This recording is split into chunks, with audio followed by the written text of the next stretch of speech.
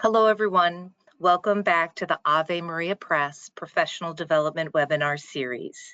In today's webinar, Julia Sadusky will discuss ministry principles for accompanying young people at the intersection of questions of embodiment and sexuality, or spirituality rather. My name is Erin Pierce. I am the publicist at Ave Maria Press. Everyone in the audience is muted today, but you are able to ask questions. Questions can be sent to our presenter using the questions section here on the GoToWebinar panel, and I'll read as many of those as possible at the end of the presentation today. I will also send you a link to the recording via email tomorrow, which you're welcome to share with colleagues, friends, family. With that, I would like to welcome and introduce our presenter today. Julia Sadusky is a licensed clinical psychologist and the owner of Lux Counseling and Consulting. She is the author of Start Talking to Your Kids About Sex and Talking with Your Teens About Sex, and is a consultant, speaker, and adjunct professor. Sadusky has done extensive research in sexual development and specializes in trauma-informed care. She earned her bachelor's degree from Ave Maria University and a master's degree and doctorate in clinical psychology from Regent University. Sadusky is an affiliate member of the American Psychological Association, and her clinical practice is in Littleton, Colorado. Julia, thank you so much for being with us today. Yeah, it's so good to be here. Wonderful. I'm going to go ahead and make you presenter. Okay, great. Gonna pull up the slides. Okay. Great. You can skip from here. We can see that. Yep. Awesome. Okay. Well, welcome everybody. It's so good to get to be with you today, and I'm excited to get to share a little bit about my work in gender and faith, and also think through a little bit of pastoral accompaniment, especially for young people. So the focus of our conversation will be more for walking with youth, although I'm sure some of the pieces will apply more broadly.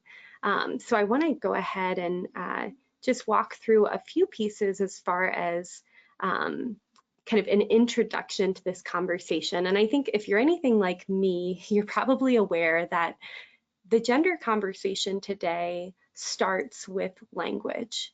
And most of us, if we're honest, some of the linguistic categories that young people especially are drawing from today when they are trying to understand embodiment, understand gender, are going to be pretty different than some of the language and categories that we'll be familiar with. And so the first thing that I want to hit on is language and say, okay, what are we talking about when we're talking about language in this space? Because I think that's going to equip us, even just right out the gate, with feeling a bit more effective in this conversation. So as I define different terms, I do want to make the note that it's not so much that I'm condoning all the language that I'm going to define for you. It's more, if I were you and I was walking with people and I was trying to accompany people, I would want to know the definitions for the terms they may be using. And so that's the spirit of defining some of these pieces for you, is I want you to know what a person may be referring to when they use certain linguistic categories. So the first key term that will be familiar to people listening is biological sex. So this references embodied and inherited traits such as chromosomes, genes, gonads, hormones, and physical markers that delineate men and women and boys and girls. And so today you will probably hear terminology from younger people especially where they may use a different word to talk about biological sex. And again, I'm not endorsing these other terms as much as I'm trying to help you know that somebody might use a word like birth sex or sex assigned at birth or gender assigned at birth or natal sex. And we could talk into Q&A about how that other language came to be, and that may be helpful for some people. But I do want to recognize that those terms are more often being used by young people to reference biological sex.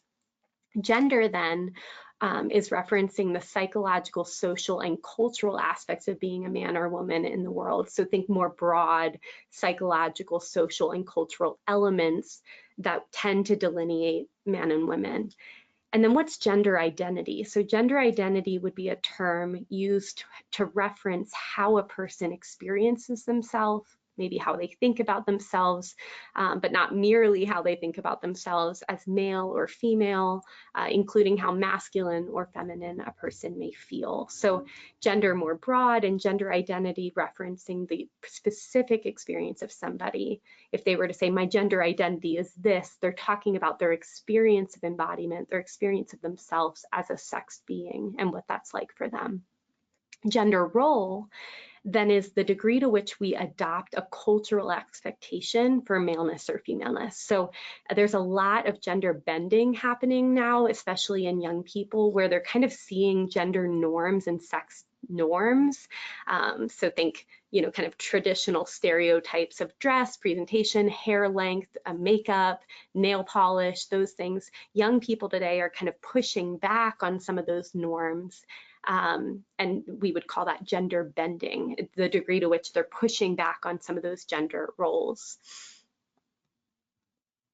So what's gender dysphoria then? So gender dysphoria is a psychological term. It's a diagnostic category in our field that's used to talk about an experience of distress where a person is relating to kind of having this psychological and emotional experience of self, experience of embodiment that does not match their biological sex. So again, increasingly you will hear people who will say other terms for biological sex, and I list those there. But really there's an incongruence between my experience of myself and the kind of nature of my embodiment. And so that becomes distressing for some people. Gender dysphoria has been historically rare. It's been historically predominantly present in biological males. So typically early onset cases, meaning between 3 and 5, these young boys who were asserting a sense of self that I'm a boy, kind of who experiences himself as a girl. So that's kind of a classic case of gender dysphoria. Again, that's a diagnostic term. And so in ministry, it's worth noting that I wouldn't simply talk about people in your community navigating these questions as if they all have gender dysphoria, or as, my gender dysphoric youth, or, the teen with gender dysphoria.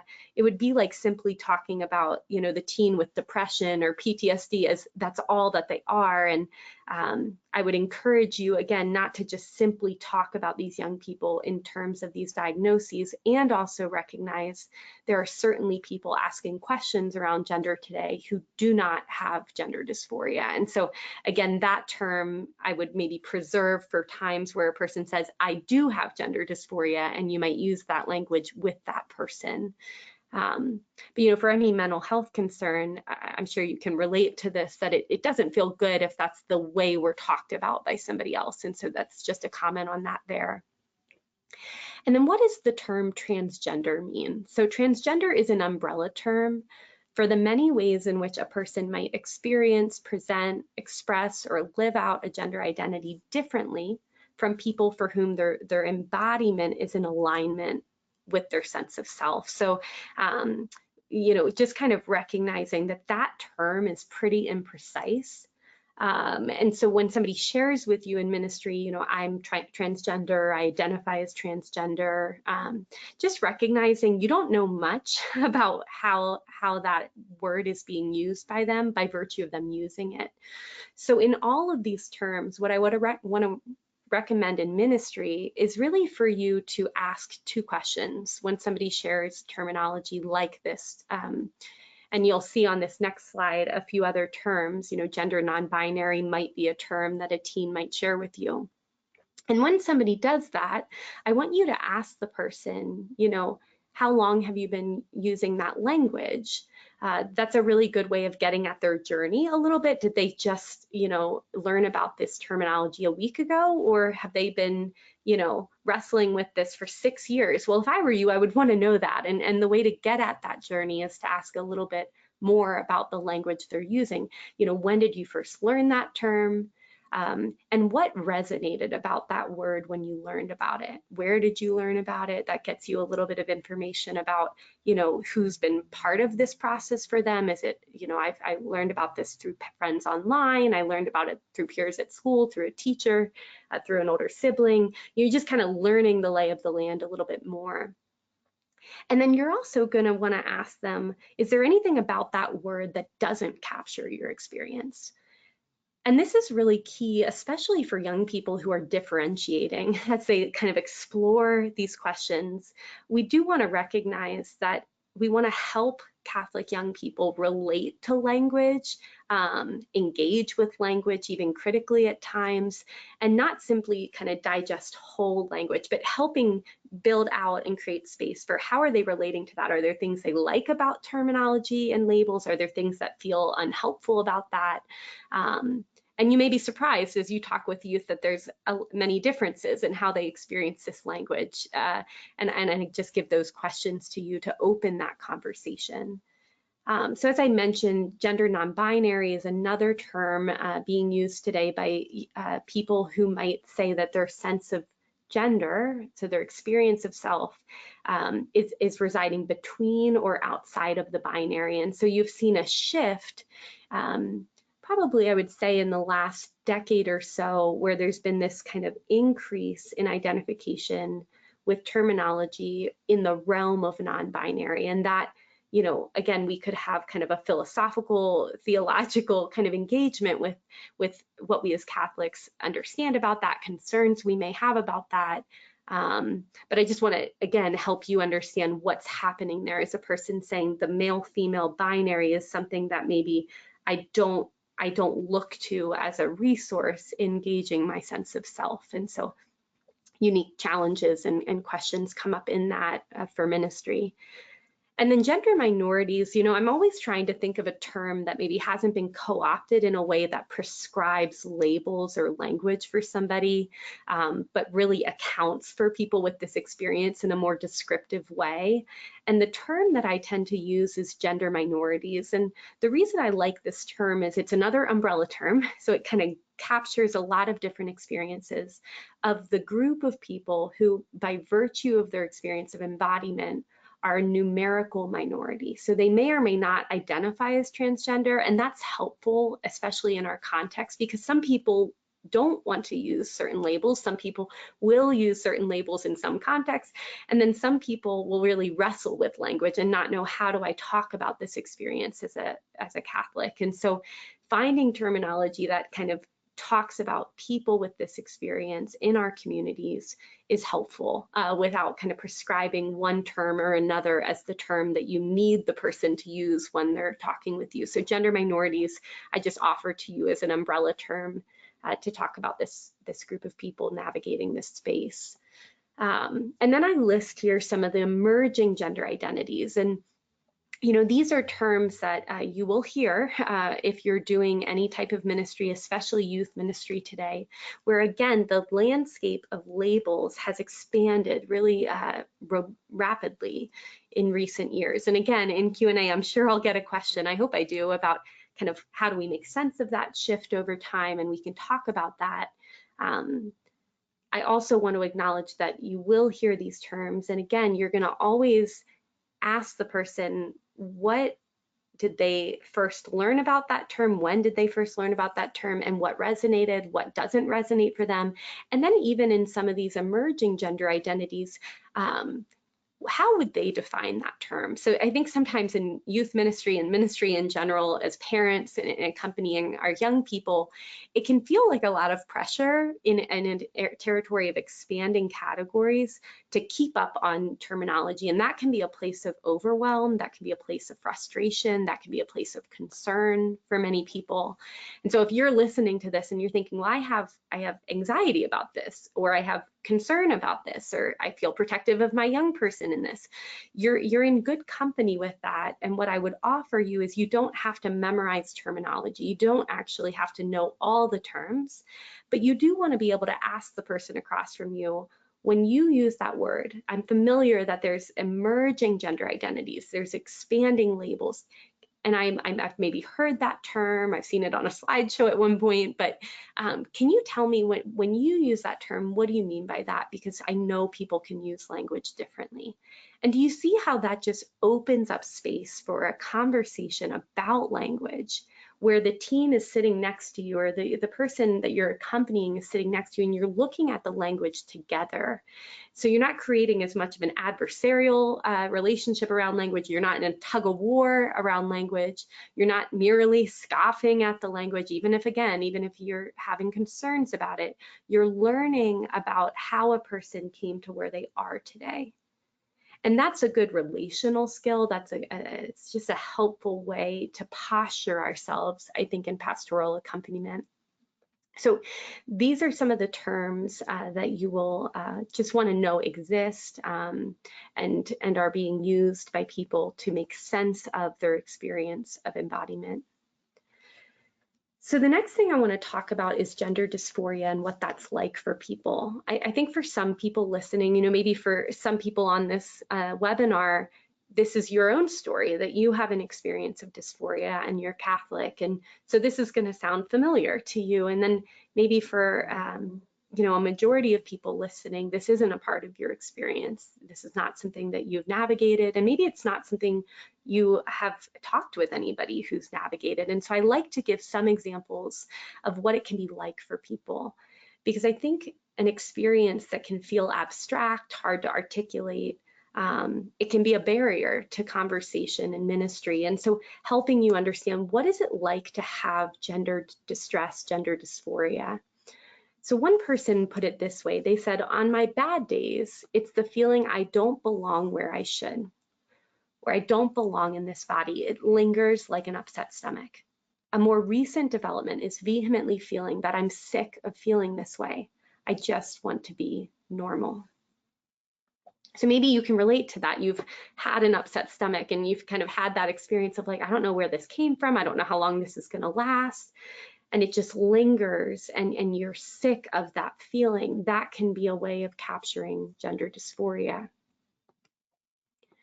Another person said, gender dysphoria for me is the hiss of an old-time radio. It's a sound which can be ignored with some effort in order to hear the broadcast, but cannot be extinguished without pulling the plug. It's always been there, long before I understood what was making the noise. What I really appreciate about this quote is it really captures something that can be helpful in translating the experience of dysphoria across generations. Older adults can relate to this experience of an old-time radio and the hiss of that sound in the background. And if you think about walking through life with an experience of distress in embodiment, as Catholics, we don't believe we have bodies, we believe we are bodies. And so what is that like for a person, to walk through the world with that hiss of an old-time radio in the background, sometimes louder, sometimes quieter. And there can be a desperation you hear in this quote of like, it feels like it won't go anywhere unless I pull the plug. And that can bring up some of the distress that's there for people. Some of the feelings of being trapped that can be there for people with dysphoria. And so wanting to share those with you. Why? Because when I meet with people, one of the most helpful things is them knowing that they don't have to explain all of this to you, that you have at least some frame of reference in ministry for what it might be like to have distress about embodiment. So for people who share with you, hey, I am questioning my gender, I don't feel at home in my body, or I struggle with gender dysphoria, you may share with them, I've heard a little bit about what that can be like. I've heard some analogies for that. What's it been like for you? And they may share theirs, and then you could share, I've heard for some people, it's like the hiss of an old time radio, or, it's like an upset stomach that lingers. And it's just so helpful to give that language to people to help them know, number one, that they're not the first person you're familiar with this experience, but also that you've taken some time to really understand a little bit about this, what this can be like. So we're going to shift now to a bit more practical, kind of what are the things that I want you to know about pastoral accompaniment around gender and faith.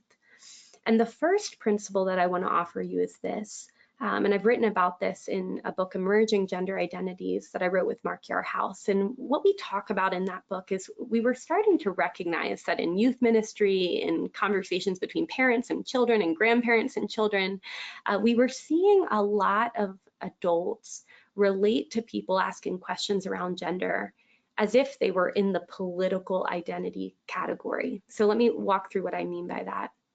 When I think of political gender identity, what I'm referencing is gender theorists. So think Judith Butler is a prominent feminist theorist and queer theorist and gender theorist, a social change advocate, so people kind of lobbying and fighting for certain legislation in our country. That would be in the political identity space around gender.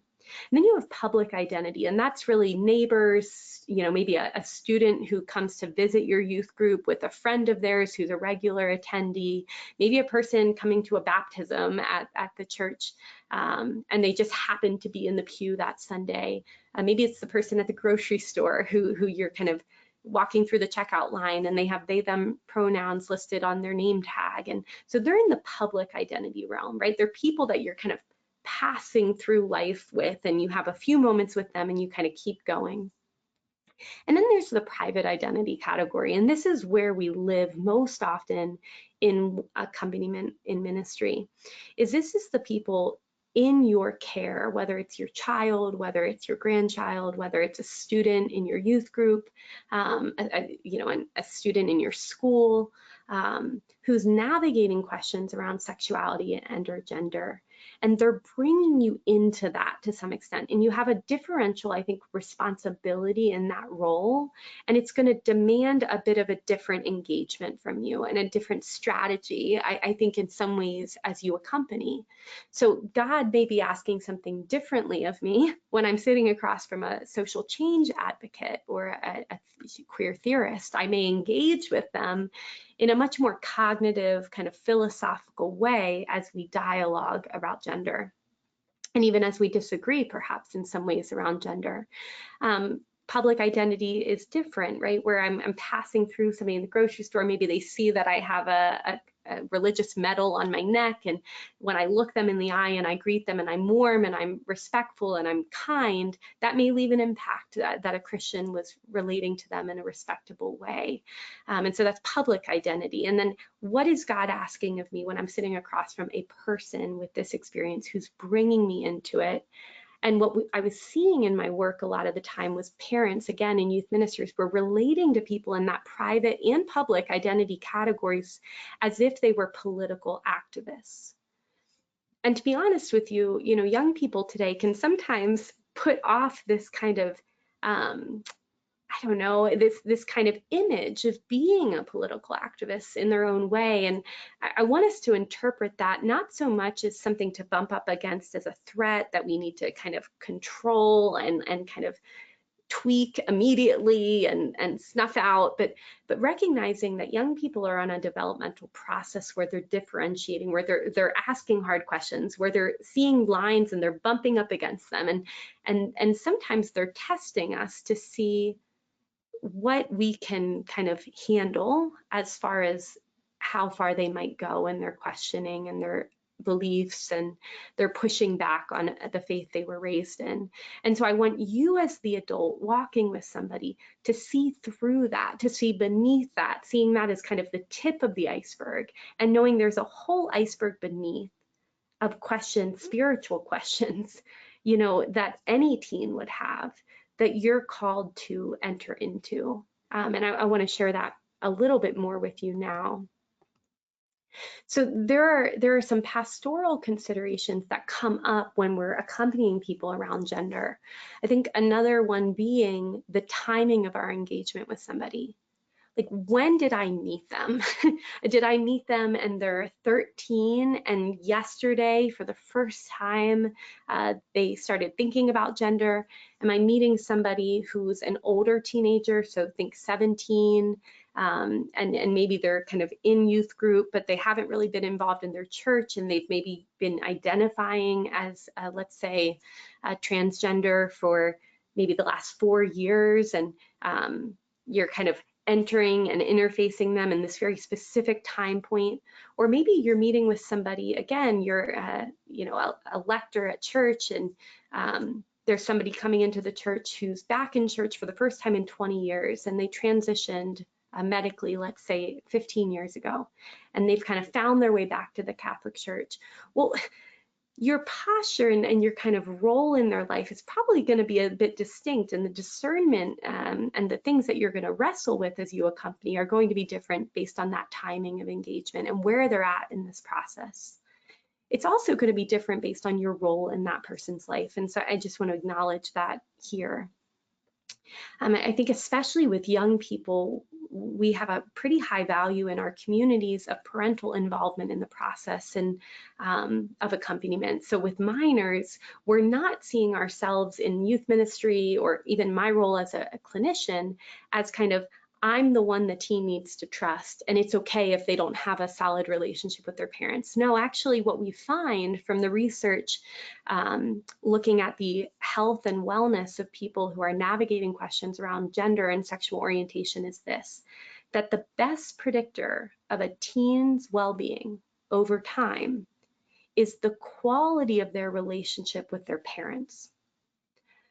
So as Catholics, we also see parents as primary educators of their children. We see the home as the domestic church. So we have this kind of high value of the family unit and the cohesion there. And in your role, whatever it is, whether you're a clinician, a Catholic youth minister, a Catholic mentor to young people, an aunt, an uncle, whatever it may be, I want to recognize that part of your role is helping improve the quality and bolster up communication and strengthening of that relationship between a parent and their young person. Now, there may be times where that's not possible, but I would see that as the exception, not the rule, that we want to help bolster these relationships whenever possible, and not see the youth ministry context as the only place where that young person has adults in their life. No, when they go home, what are you doing in your youth group to help bolster and strengthen the parent-child relationship? So that's another key piece here as it relates to gender as well.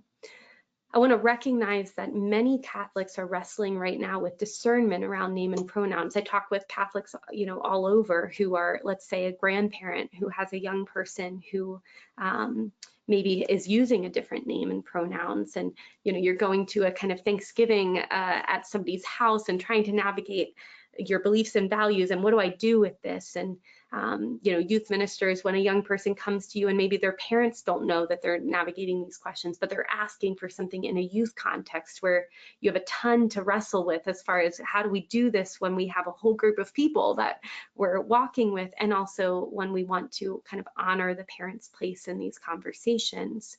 And I just recognize that these considerations are really, really key to be having before that moment when somebody comes. And so I hope in Q&A we'll get to delve a little bit deeper into how you might discern around name and pronouns. As Catholics, we would kind of see ourselves as a little bit different from maybe the broader culture, where we would have caution around interventions that impact things like fertility and the procreative potential of the body. So medical interventions would be seen as something to be really cautious of and kind of careful about, as opposed to the kind of obvious outcome for every person with this experience. And so that's going to bring up moral and ethical and theological questions that people navigating this space also often have. And then ultimately also walking with people in spiritual questions, so of which there are many. And I think sometimes in this space, perhaps in part because we are looking at people, especially young people, navigating these questions as if, they're kind of in the political space, we assume that they don't care about a relationship with God. And sometimes they'll tell us, I'm atheist or I'm agnostic, but they're coming to youth group because they have to. Well, that's an opportunity for evangelization, to kind of invite somebody into a space where they may actually, at night when they're going to sleep, they may have spiritual questions they aren't talking about in school, they aren't talking about with their peers, and assuming those questions are there. So instead of asking, do you have any questions about your faith, or do you ever wonder about your spiritual life, asking, what questions do you have? What are the things that you wrestle with in spirituality? And you may be surprised, young people, I think often we expect so little of them.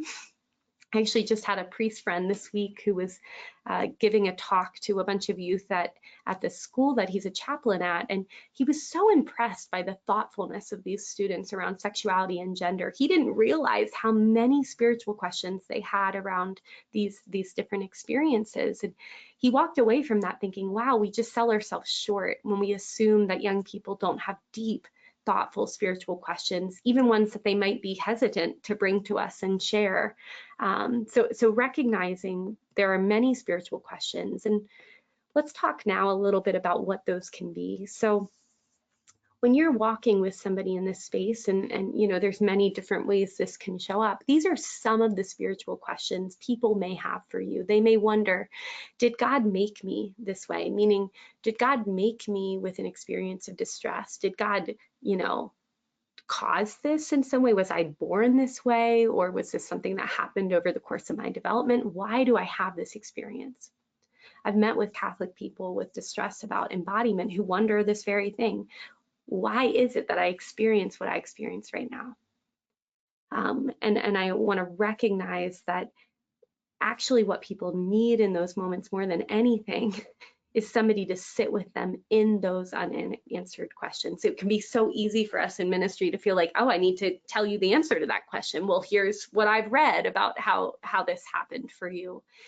And actually what that does is it tends to truncate that person's ability to bring what I would call as a kind of psalm of lament to God. Like, why did this happen for me?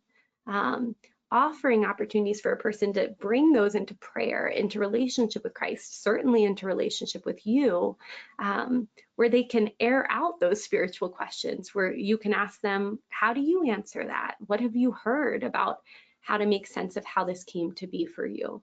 Well, do you see how you're helping that person grow in spiritual maturity and also kind of psychological maturity as they wrestle with questions that are hard to answer, as opposed to you seeing yourself as coming in with the arbitration of information? That is very helpful to be able to cultivate the type of spiritual depth that we want to cultivate in young people. So not answering the question for them, but helping them expand these questions and open up how they're processing these experiences is really helpful. Many people will have the question, is there a place for me in the body of Christ? What precludes me from access to the church? And as I mentioned, even in the write-up for this talk, most people that I meet with who were raised Catholic, who are navigating questions around gender, believe that having these questions and not having them figured out precludes them from a relationship with Christ. Even if that's not true, I think that's most often unintentionally the message that's coming across. So it's a good question to ask, what do we need to be doing proactively and in our context to signal to young people that there is nowhere else we'd rather them be than in our communities asking these questions? They don't have to leave. They can stay. And I say to people, I say, I'm so glad you're here. There's nowhere else I'd rather you be than in our community wrestling with this. People will wonder, what is my fundamental identity? Is my identity in my embodiment? Is my identity in my psychological experience of self? And young people will be wrestling with that and recognizing that the kind of broader narrative would elevate, I think, the experience of the psychological self. And historically, you know, in the church, it would be an elevation of embodiment. And so recognizing that that's a source of great tension for people as they're navigating being a psychological self in the world who is embodied as well. People will have questions about, where is God in my suffering? You know, I remember meeting with several people who would just sit in my office and be just grieved by the reality of, they have to kind of bump up against the reality of embodiment on a daily basis. And where is God in it? You know, there's anger there, there's confusion there, as there are in any kind of suffering in life, where a person's saying, where is he? And, you know, in ministry, you know, if you first learn about Aquinas's 5 proofs for the existence of God and somebody says, I don't believe that God exists, you may kind of mobilize to like, let me pull out the Summa and let me tell you the answer to that question. And I just want to offer to you that we're always discerning the question beneath the question in ministry, aren't we? We're trying to figure out, does this person really need a cognitive answer to that question? Like it's a thought experiment. Where is God in my suffering? It's a thought experiment. Does God exist? And it would be helpful to offer Thomas Aquinas's 5 proofs. Or are they telling me that they feel alone? And maybe they've been hurt by people in their life and they don't believe a good God would allow that. And that's really what their question's about, is how does a good God allow bad things to happen, let's say. And so I want you to be discerning when you hear these questions. Is it the question on the surface where I am being called by the Holy Spirit to give a kind of cognitive answer, where is God in my suffering? Or is it more I'm being asked to embody where God is? Let me show you where he is by how I relate to you in this. I'm not going anywhere. I hear you. I don't understand it either, but I'm with you in this. And I know God sees you here. I know God loves you here. I know God's with you here. Well, that may be very helpful to them. Can God handle my emotional life? I think many young people pull back from a relationship with God. They kind of come to youth group, they come to our settings, our faith communities, and they filter out a lot to be in the room. They're kind of being on their best behavior, giving the Sunday school answer. And I want us to really cultivate in our communities a robust honesty with God. The third of the Psalms are Psalms of lament, where David really starts with just this lament, telling God all the ways he's confused, all the ways he's lost. Where are you, God? You know, how long, oh Lord? And I think we want to teach young people that that actually is the map for how we pray, that we end with praise, but we don't have to start with kind of stroking God's ego, that we can offer our full emotional lives to God in prayer. People will ask questions about, how does God want me to express myself? How do I engage with others around this? How do I do it if I have a friend who comes out as non-binary, as a Catholic? How do I relate to them? You know, what word do I use to talk to them? Do I use the name that they were given? Do I use the name they use now? How does that work as a Catholic? People will have questions about that. What pathways are blessed by God? What pathways aren't? What does God think of me? Does God love me? Does God like me? I think most of us have a sense that God loves us unconditionally, but liking, that question of does God like me, gets more at my relationship with him. How do I feel that he feels towards me?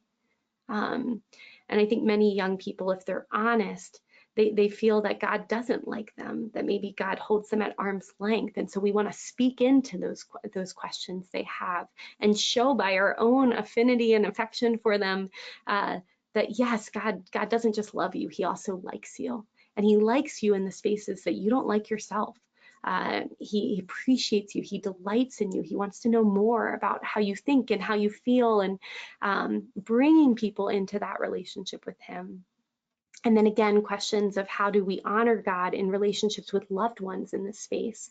What's the balance there that we can strike between honoring God and loving a person? And I think many people in our communities feel tensions around that and will come into ministry context with that.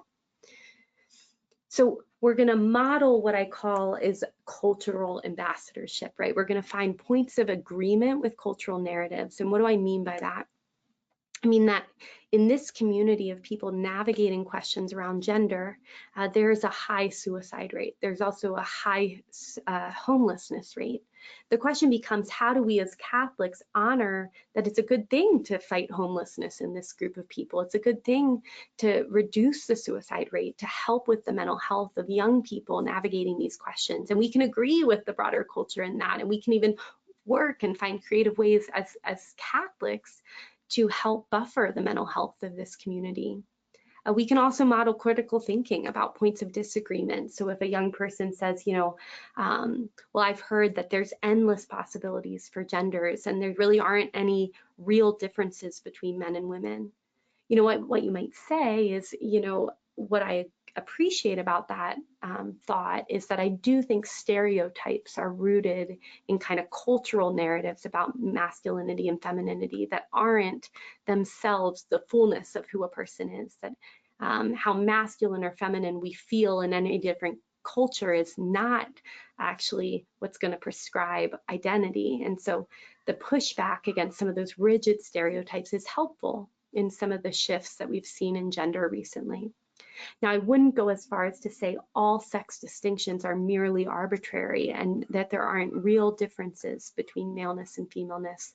men and women, masculinity and femininity, and fundamental differences that are rooted in embodiment. So as a Catholic, I wouldn't be able to go that far. You can model that just how I just did with young people.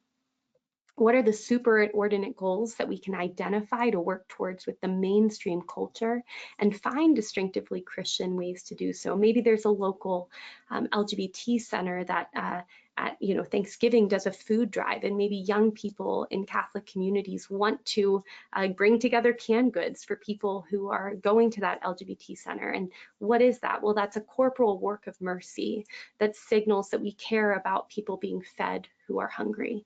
And that's a distinctively Christian way to offer support to people who are struggling. And then finally, acknowledging harm done to this community. I think as Catholics, sometimes we get so defensive in this space where we want, when people are signaling that maybe Catholics haven't always done a good job of loving people navigating this space. I think instead of going into the defensive of saying, what do you mean? I am so loving, and I've always been a person we as Catholics do this and that, and we see this about you. We see you're made in the image of God.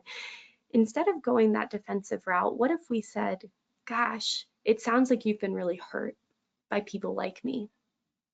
And I hate that, because Christ wouldn't want you to be hurt by people who follow him. Can you tell me more about what it's been like for you in our community or in other communities? I want to hear about that.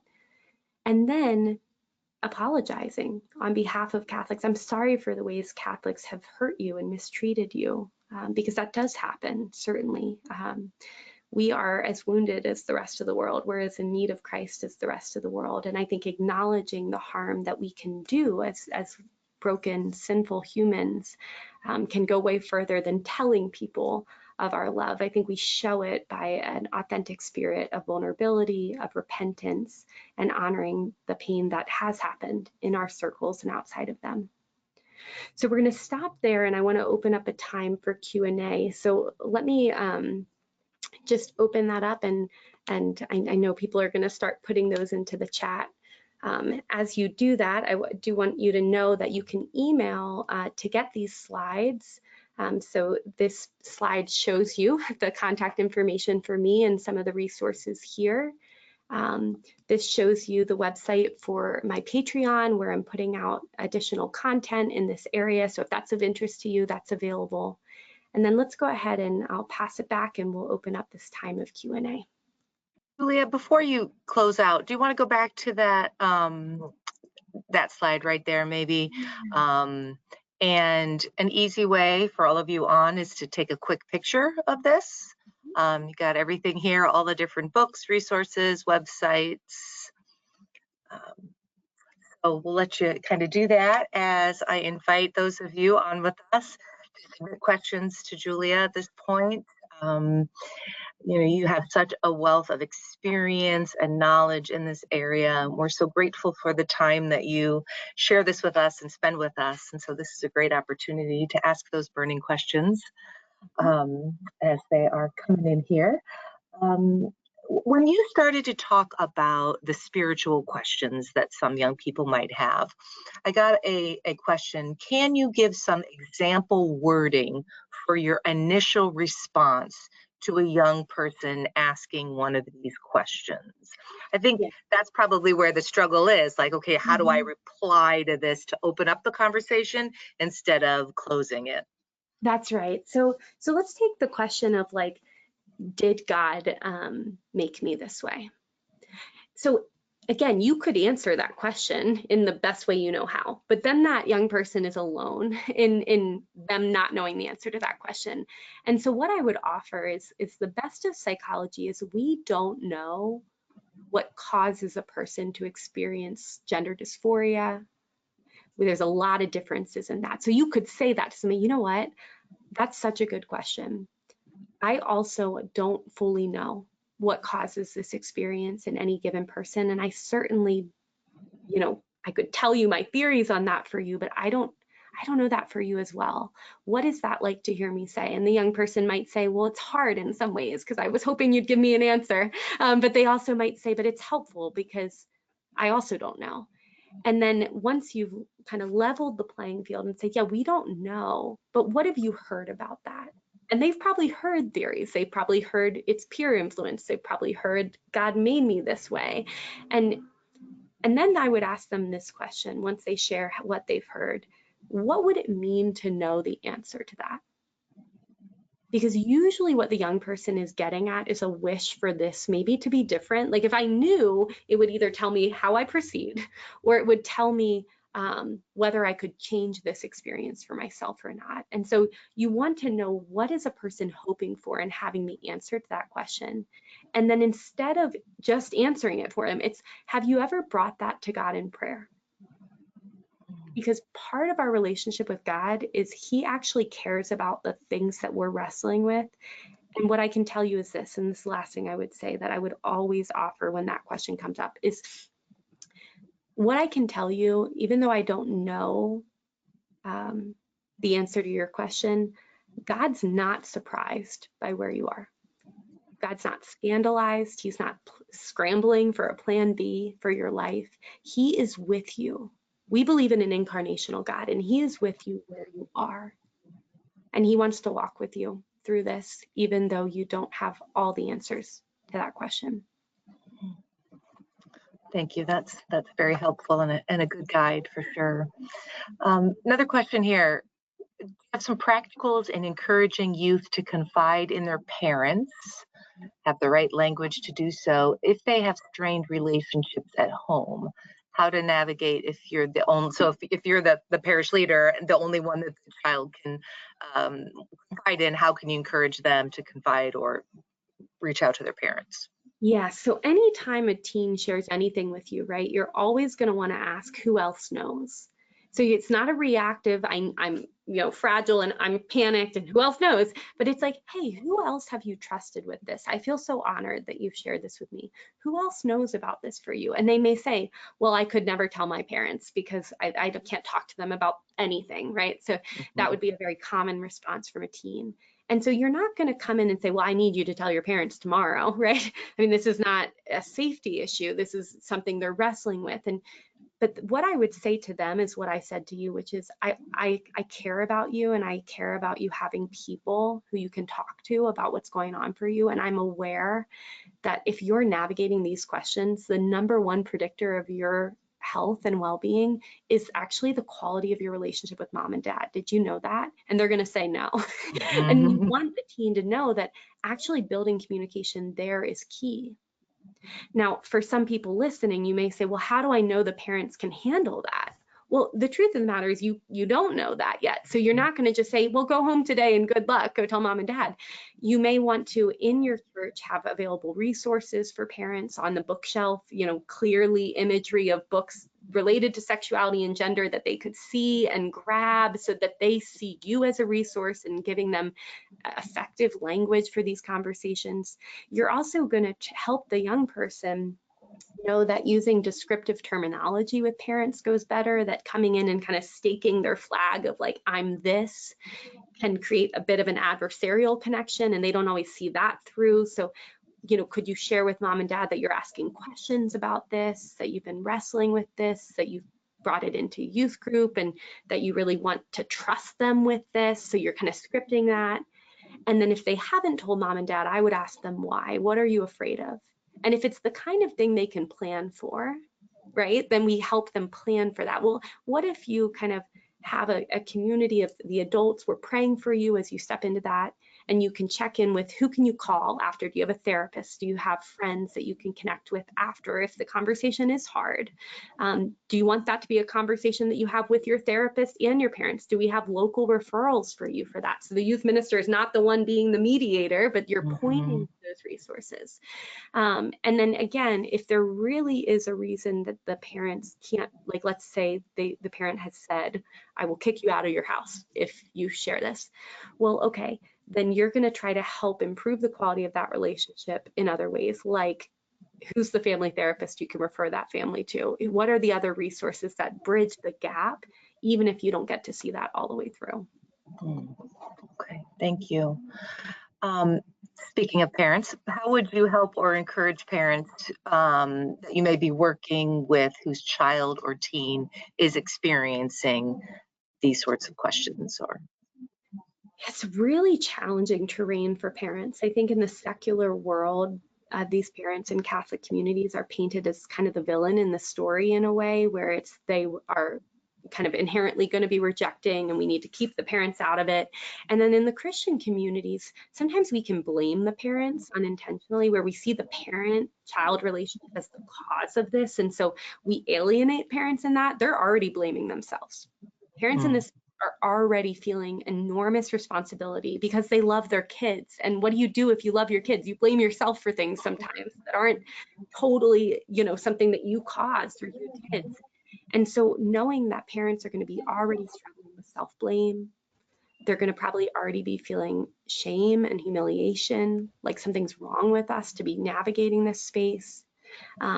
Many parents, the number one word that they use to talk about this is grief, and they don't always realize that it's grief they're feeling. Like, I wasn't expecting this to be the thing we'd be navigating as a family in 2025, and it's the life I had in mind for us that isn't coming to fruition. And there's many ways that plays out for parents, right? But a lot of these parents feel like they can't talk about it in our faith communities. They feel like they're going to be judged, or people are going to just send them articles of, this is the top 10, hot takes that I've read about gender recently, and you should know. So think more practically of, like, when parents are going through a hard time, what are the things that they need most? Usually a meal. Usually practical, like, I can pick up your kids from school so you can have that conversation with a therapist maybe and meet with some, like, what are the practical things? One Catholic parent said, at my church, when somebody dies, you do like a meal train.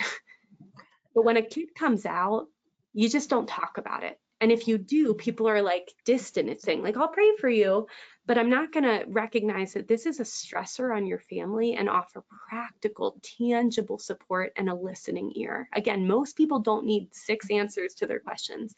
They need somebody who's going to enter into the messiness of this and say, I'm here, I'm listening. You're grieving, that's scary, that's hard, and I want to be available to you and your family in the practical needs that you have as you walk this out. That's a wonderful insight. Yeah. Here's a couple other questions. As a former DRE, I was told numerous times the Catechism of the Church on Sexuality is outdated. Any thoughts, suggestions? Yeah, that comes up in so many ways, right? It's going to come up around the binary. People are going to say, oh, the church says there's male and female. Don't you know that the binary is, we've now proven through science that that's not real, that the church teaching is outdated. And so again, with young people, we're taking a long-term view, because if most of us are honest, we weren't compelled by every aspect of church teaching at 14. Probably. I don't know. Maybe some of us were, but most of us weren't. And so when young people say that, in whatever way they communicate that, they're saying, I'm not convinced by this aspect of church teaching. And what I would offer to them, and maybe I'll use an example to illustrate this, is I was talking with some youth who were saying just that. The church is outdated. The church doesn't love people, and I said, what I really admire about you is that you are wrestling with God when you say that to me. And I want you to know that God can handle your questions about gender and sexuality.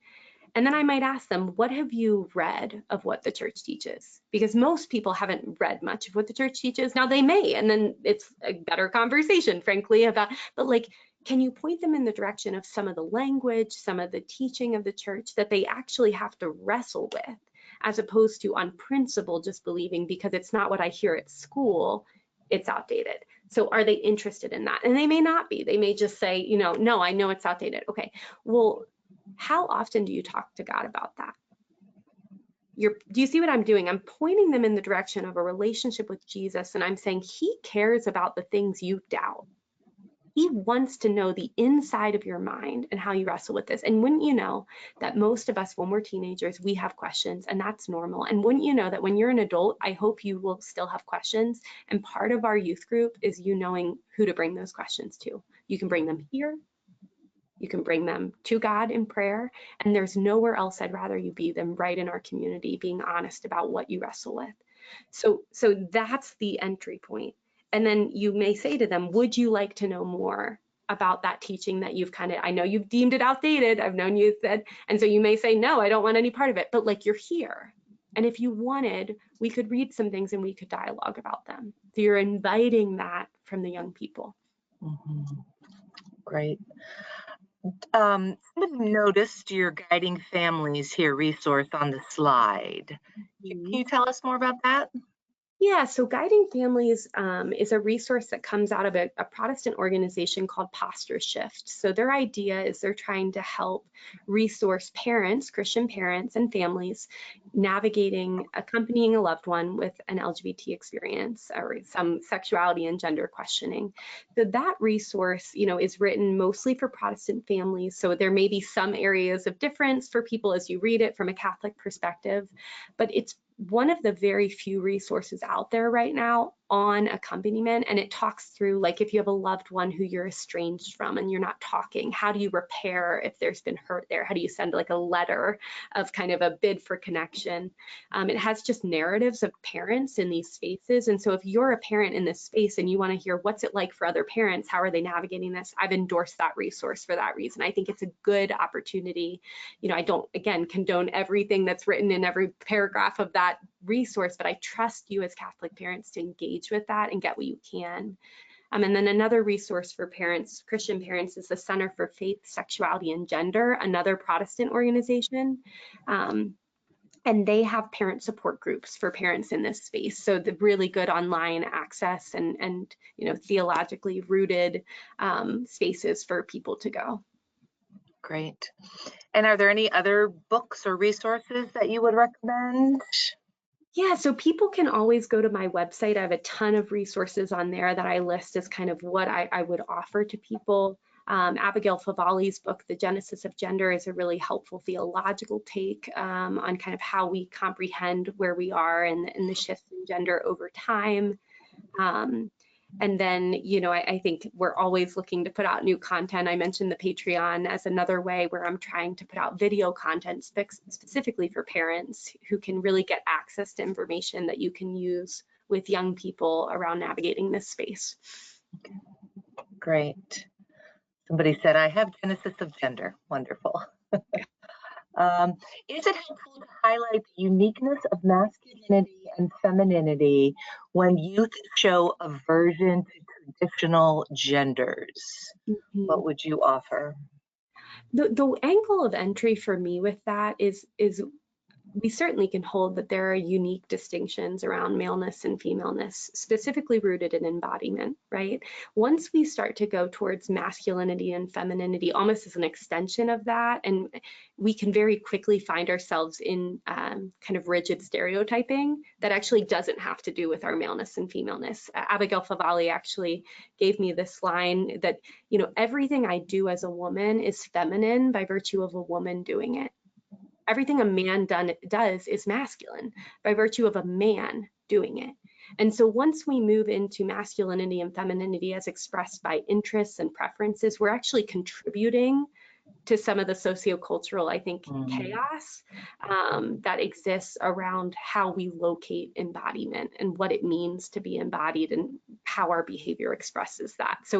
So I think what I would focus on is what is the uniqueness of that young person and their gift. Like, as Catholics, we believe we are made to be gift to the world. We're fundamentally relational. Our body communicates a language of gift. And so I would highlight in that particular person, what are the ways that you're a gift to the world? And not so much focus on, I need you to label it as feminine when you do X, Y, and Z, and you have to be comfortable with that at 14. No, I think we expect them not to be super connected to that at 15 developmentally, beyond the gender piece. Identity-wise, that's a very abstract idea. And so being able to instead locate in their uniqueness as a person who has gifts to the world, and how do they connect to that gift, own the gift, and share the gift with others. That's inscribed in their embodiment. They are connected to that as they share that. But I think once we start to label it masculine and feminine, we're going to lose a lot. There's going to be diminishing returns in that at that age. It's a bit too abstract for them. Okay. Well, this has been super helpful and very encouraging. We appreciate that you, again, have shared this with us. These are the two books that you've published with Ave. Do you want to talk any more about these books, or? Yeah, I would just say that the book for young kiddos is for parents of young kiddos, and it's more focused on boundaries and safety and how do we protect against harm in young kids, and lay a foundation for sexuality and gender conversations early and often in early childhood. So that's that first book. The book for parents of teens is also really helpful, I think, for youth ministers and pastors who are trying to understand what's a Catholic ethic more robustly around sexuality and gender. And in that book, there's a lot of scripts for how to have conversations with teens about sexuality and gender. So that would be a really helpful extension of our conversation today. Absolutely. And as always, we like to offer you a little discount when purchasing at AveMariaPress.com, 10% off using code webinar0311 for today's date. I will also include some of your information that you had on that slide in the follow-up email for those of you to make it just easy. So thank you again, Julia, and thank you to everybody who's joined us today. Thank you for all of the dedication and commitment and compassion and love that you show to our young people today. Thank you. Take care. See you soon. Bye-bye.